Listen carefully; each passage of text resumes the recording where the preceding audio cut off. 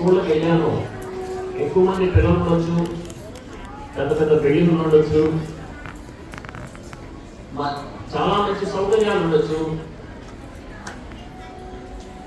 ఎకరాల తరబడి భూమి ఉండొచ్చు, పిల్లలు ఉండొచ్చు. కానీ ఇక్కడ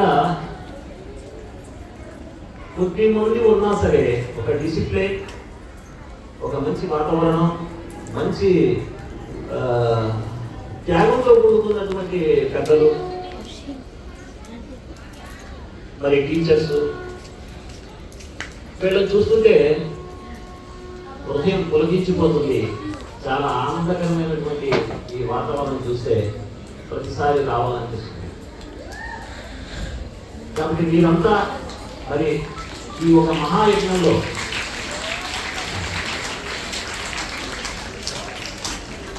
పాల్గొని దీనికి ముందుకు తీసుకెళ్ళి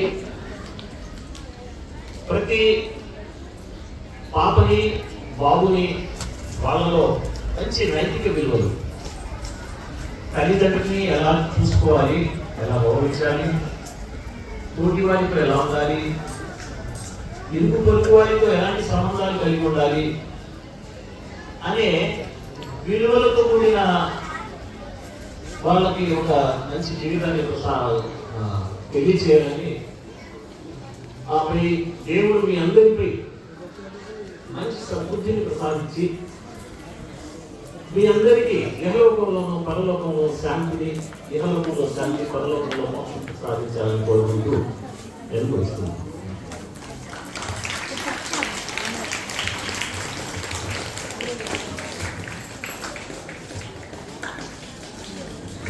thank you very much sir.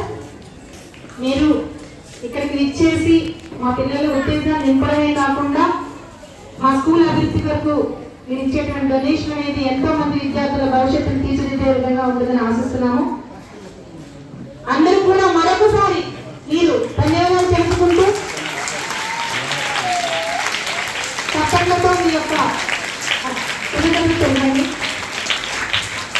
అలాగే మన అధికారంలో ఉన్న స్టూడెంట్స్ అందరూ ఒక్కసారి వేదిక మీదకి రావాల్సిందిగా కోరుతున్నాను.